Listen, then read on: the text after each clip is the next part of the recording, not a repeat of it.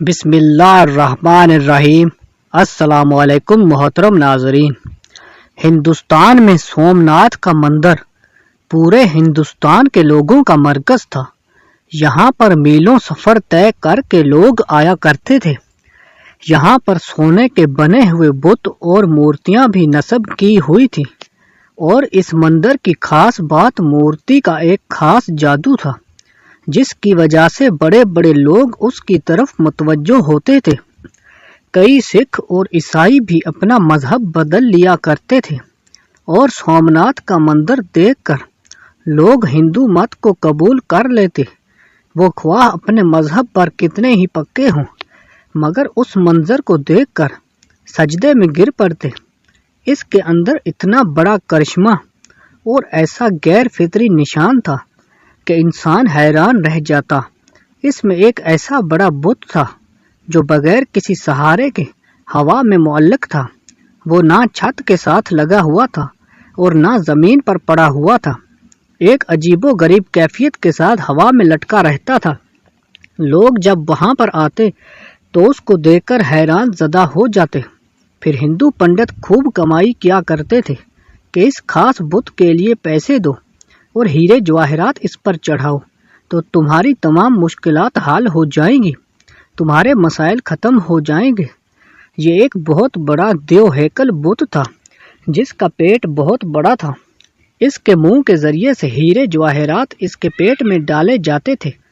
پھر جب مندر خالی ہو جاتا تو 2 یا 3 ہفتوں کے بعد اس مورتی کے پیچھے کمر کے راستے سے ایک دروازہ تھا، جس کو کھول کر اس سے سونا چاندی کے زیورات کو نکال لیا جاتا تھا۔ مگر لوگ یہی سمجھتے تھے کہ ہمارے دیے ہوئے خزانے بھگوان کے پاس پہنچ جاتے ہیں اور بدلے میں بھگوان ہمارے مسائل کو حل کر دیتے ہیں۔ سلطان محمود غزنوی نے اس علاقے کو فتح کیا۔ جب وہ اپنے مفتوحہ علاقے میں اس مندر میں پہنچے تو بلا جھجک بتوں کو پاش پاش کرنا شروع کر دیا۔ بڑی کلہاڑیوں سے بتوں کو گرایا جا رہا تھا، اور سلطان محمود غزنوی بھی تلوار سے بتوں پر وار کر رہے تھے۔ ابھی آدھا مندری ہی بتوں سے پاک ہوا تھا کہ بقایا کو دوسرے دن پر چھوڑ دیا گیا۔ دوسرے دن تمام ہندوستان کے بڑے بڑے پجاری اور پنڈت مل کر سلطان محمود غزنوی کے پاس حاضر ہوئے اور بڑے اتحاد کے ساتھ، بڑی لجاجت کے ساتھ اور درخواست پیش کرتے ہوئے کہا کہ اس علاقے پر آپ ہی قبضہ رکھیں، مگر ہمارے اس بت کو مت توڑیے۔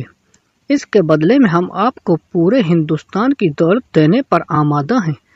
سلطان محمود غزنوی کا ایک وزیر آپ کے قریب آیا اور کہنے لگا کہ یہ پیشکش بہت بڑی ہے، کیونکہ ہم نے بہت سارے بتوں کو توڑ دیا ہے، صرف ایک بت کو چھوڑ دینے میں کوئی حرج نہیں۔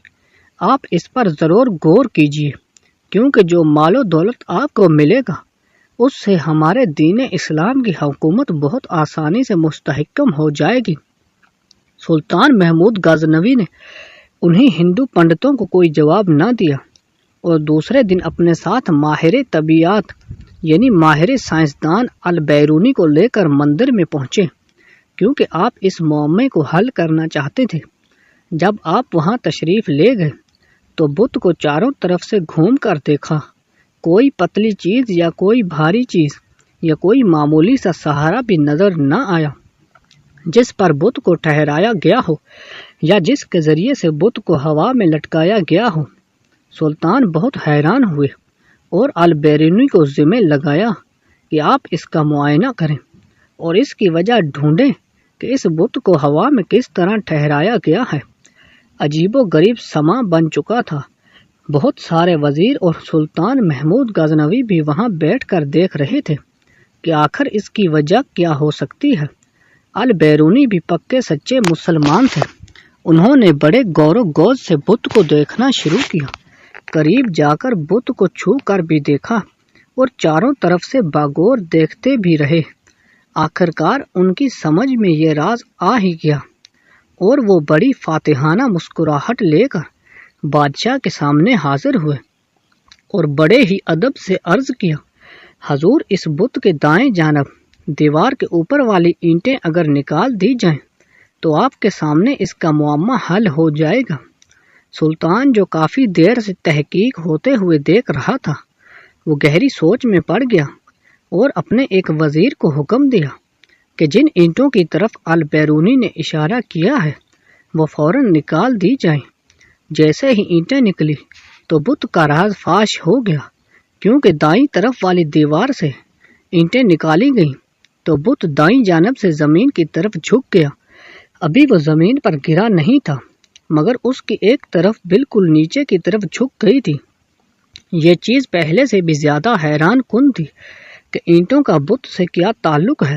سلطان نے البیرونی کو بلا کر پوچھا کہ اس پہیلی سے ذرا پردہ اٹھائیں اور ہمیں بتائیے کہ آپ تحقیق کی گہرائی تک کیسے پہنچے۔ البیرونی نے بتایا کہ حضور، در حقیقت یہ سارا بت بہت اعلیٰ قسم کے لوہے کا بنا ہوا ہے۔ یہ ایسا بت ہے جو مقناطیس کی طرف خوب کھینچتا ہے، پھر اس کے وزن کے عین مطابق مقناطیسوں کو دیوار کی اینٹوں کے اندر خوب بھر دیا گیا ہے، یعنی اینٹوں کے اندر مٹی کی بجائے مقناطیس رکھ دیا گیا ہے۔ یہ مقناطیس بھی اتنے اعلیٰ قسم کے ہیں کہ یہ پوری طرح اس مورتی کو اپنی طرف کھینچتے رہتے ہیں اور اتنی زور سے کھینچتے رہتے ہیں کہ یہ اپنی جگہ سے حرکت بھی نہیں کرتی، بلکہ انہوں نے بتلایا کہ اس منظر کے اندر ہوا کی آمد و رفت بھی اس طرح سے ترتیب دی گئی ہے کہ وہ بت کو اوپر کی طرف اٹھائے رکھتی ہے۔